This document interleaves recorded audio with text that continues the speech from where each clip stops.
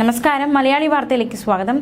എലത്തൂർ സ്വദേശിയായ സൈനികന്റെ തിരോധാനവുമായി ബന്ധപ്പെട്ട് കൂടുതൽ നടപടികളിലേക്ക് കടന്നിരിക്കുകയാണ്. അദ്ദേഹത്തിന്റെ തിരോധാനവുമായി ബന്ധപ്പെട്ട് പുനെ ആർമി ഇൻസ്റ്റിറ്റ്യൂട്ടിലെ ഉദ്യോഗസ്ഥരിൽ നിന്നും പോലീസ് മൊഴിയെടുത്തു. സൈനികൻ വിഷ്ണു 20 ദിവസത്തെ അവധിക്ക് വേണ്ടിയിട്ടാണ് പുനെ ആർമി സ്പോർട്സ് ഇൻസ്റ്റിറ്റ്യൂട്ടിൽ നിന്നും പോയതെന്നാണ് ഉദ്യോഗസ്ഥർ മൊഴി നൽകിയിരിക്കുന്നത്. ജനുവരി 5 വരെയായിരുന്നു അവധി അനുവദിച്ചിരുന്നത്.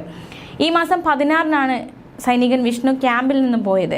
ക്യാമ്പിൽ വിഷ്ണുവിന് പ്രശ്നങ്ങളൊന്നും ഉണ്ടായിരുന്നില്ല എന്നാണ് ഉദ്യോഗസ്ഥർ മൊഴി നൽകിയിരിക്കുന്നത്. എലത്തൂർ എസ്ഐയുടെ നേതൃത്വത്തിലുള്ള അന്വേഷണ സംഘമായിരുന്നു ഇൻസ്റ്റിറ്റ്യൂട്ടിലെത്തി മൊഴിയെടുത്തത്. കോഴിക്കോട് സ്വദേശിയായ വിഷ്ണുവിനെ കഴിഞ്ഞ ബുധനാഴ്ച മുതൽ കാണാനില്ലെന്ന് കാണിച്ച് ബന്ധുക്കൾ പോലീസിൽ പരാതി നൽകിയിരുന്നു. അവധിയായതിനാൽ നാട്ടിലേക്ക് വരികയാണെന്ന് തിങ്കളാഴ്ച വിഷ്ണു അമ്മയെ വിളിച്ച് അറിയിച്ചിരുന്നു.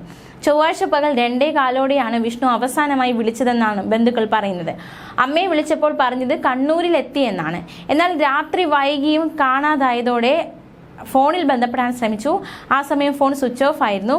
പിന്നീട് എലത്തൂർ പോലീസിൽ പരാതി നൽകി. ATM കാർഡിൽ നിന്ന് 15,000 രൂപ പിൻവലിച്ചതായി കണ്ടെത്തി. സൈനികരുടെ നേതൃത്വത്തിലും പൂനെയിലും അന്വേഷണം നടക്കുകയാണ്. കേസന്വേഷണവുമായി ബന്ധപ്പെട്ട് കേരള പോലീസ് സംഘം പൂനെയിലേക്ക് പോയിരുന്നു. പൂനെയിൽ ജോലി ചെയ്തു വരികയെന്ന വിഷ്ണുവിനെ അന്വേഷിച്ച് സൈബർ വിദഗ്ധൻ ഉൾപ്പെടെയുള്ള സംഘമായിരുന്നു പൂനെയിലേക്ക് പോയത്. എലത്തൂർ SIക്കായിരുന്നു 4-അംഗ ടീമിന്റെ ചുമതല. മഹാരാഷ്ട്ര പോലീസുമായി ഇവർ ബന്ധപ്പെട്ടു. അതായത് അമ്മയെ വിളിച്ച് കണ്ണൂരിലെത്തി എന്ന് പറഞ്ഞ അതേ ദിവസം വിഷ്ണുവിന്റെ മൊബൈൽ ഫോൺ വിവരങ്ങൾ ശേഖരിച്ചപ്പോൾ അവസാന ടവർ ലൊക്കേഷൻ കണ്ണൂരല്ല എന്നാണ് അന്വേഷണ സംഘത്തിന് കിട്ടിയിരിക്കുന്ന വിവരം.